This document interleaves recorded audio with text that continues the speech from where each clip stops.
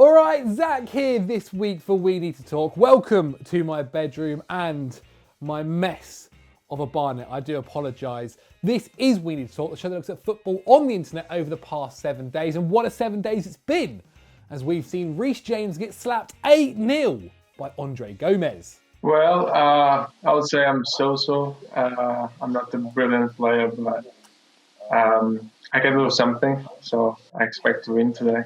Andre Gomez playing really well so far, though. Much control of the ball, and he goes 1-0 up. It is a great start for United, and then you'll get to see the players you've already seen once play again, and they're in Everton now. Andre Gomez makes it 2-0. A few minutes later. Miles away for me. Yeah, one of the best players we've seen so far in this EPL invitation. Of course, a long way to go. There's lots expected, but it could... Great Gomez towards the camera there when that one hit the back of the net. Because at the start of the game, he said, I'm okay, I play sometimes, and then he does this. It doesn't match up. Paul Pogba disrespecting his own mother with this piece of skill.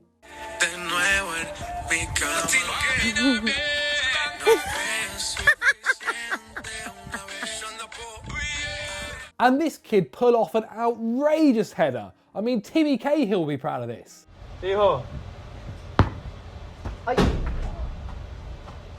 Anyway, this week we need to talk about Newcastle United. Unless you guys at home have been living under a rock for the past few weeks, it would have been impossible not to hear about the possible takeover of Newcastle United, bringing a 13-year era under Mike Ashley to an end. In those 13 years, it's been reported that around 9 failed takeover attempts have happened. But this week, one of those failed attempts from PCP Capital Partners has finally agreed terms, with contracts being exchanged with Mike Ashley, according to Sky Sports. Now, a £300 million deal has been struck with Amanda Stavley's Saudi-funded consortium, looking likely to take the reins of the Toonami, to the delight of Geordies in Tyneside. Stavely was also influential in Sheikh Mansour's investment into Manchester City, but this time she's helping Saudi's Crown Prince Mohammed bin Salman invest his vast wealth into Newcastle, whose last domestic trophy win came in the 1950s. But you guys at home might be asking, just how rich is this new owner? Well, let's take a look at the other Premier League owners and compare. In third place is Arsenal's owner Stan Kroenke, who has a net worth reportedly of £6.8 billion, a lot of money, and unfortunately for the Gunners, they've seen £0 of that invested into the club. In second place, it's Chelsea's Roman Abramovich, whose money has helped Chelsea get to where they are today, winning titles left, right and centre and become the global force they are now. He is worth £9.6 billion. And unsurprisingly, no prizes here for guessing who is first. It's Man City's owner, Sheikh Mansour, who is first by a mile. £23 billion is his reported net worth. That's more than the rest of the top four combined. And now we look at Newcastle's possible new owner, Mohammed bin Salman, who absolutely dwarfs City's fortunes with a net worth of a mind-boggling £260 billion. 260 billion. That's more than 10 times of Sheikh Mansour's.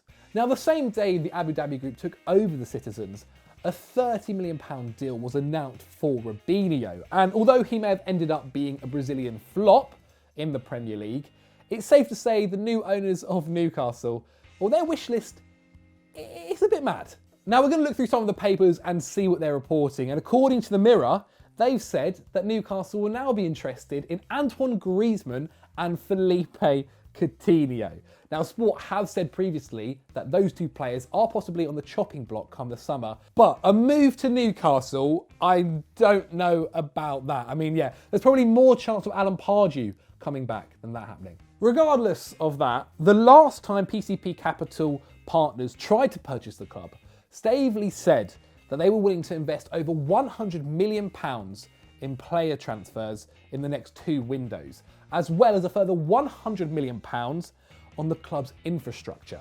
But the uncertainty of the future and the enormous wealth of the Saudis make any actual transfer budget enormous. So to be honest, they could be going out for these players, who knows? But at this time of recording, the takeover isn't quite complete yet. There's one small hitch in the plan, and that's all thanks to beIN Sports. Now, if you didn't know, beIN Sports is a Qatari broadcaster, and we won't delve into the political relations between Qatar and Saudi Arabia, but we do implore you all to read up on the complicated and detailed tensions from reliable sources. But beIN Sports' letter to the Premier League and the 20 clubs who participate in England's top flight mentions illegal broadcasting of the Premier League as a reason to block the move. In Saudi Arabia, there are sales of these set-top boxes called Be Out Q, which has been described as the Netflix of piracy, allowing users to freely stream any game of all elite levels.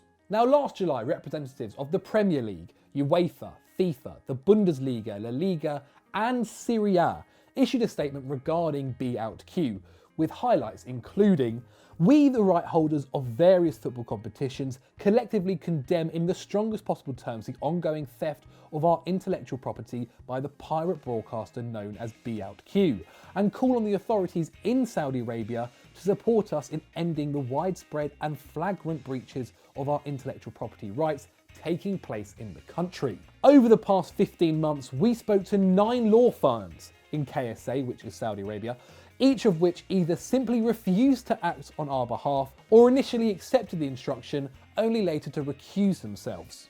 And beIN Sports' letter unsurprisingly hints as this being one of the main reasons why the Premier League should block this takeover. The danger of allowing the acquisition of a controlling or material interest in a major Premier League club by what is effectively the Saudi Arabian government cannot be ignored given the country's past and continuing illegal actions, and their direct impact upon the commercial interests of the Premier League, its member clubs, its broadcast partners, and football in general.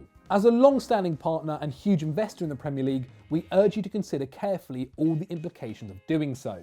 If you didn't know, beIN paid £500 million over the course of 3 years for these rights.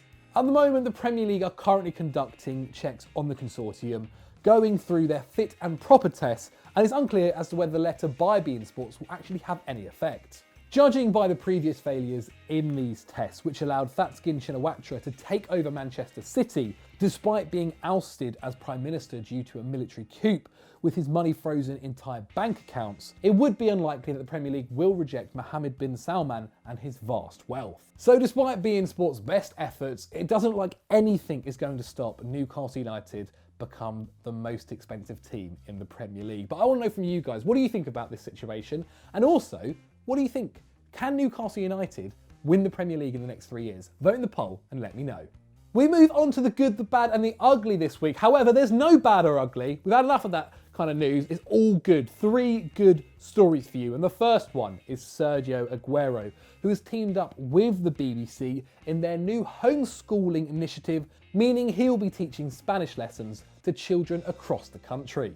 Our second good story comes from Shukran Mustafi, who, by celebrating his birthday, pledged to donate more than 16,000 meals and other emergency supplies to the Islington community. What a legend. And thirdly, a lovely story to wrap it up. Chelsea have provided 78,000 meals to the NHS and charities that support the elderly and vulnerable groups. It's fantastic to see the world of football come together during these tough times. So that's all we have time for today's We Need to Talk. I hope you guys have enjoyed it. If you have, why not scroll down a little bit and smash that like button. And whilst you're there, hit the subscribe button and the notification bell so you never miss a video.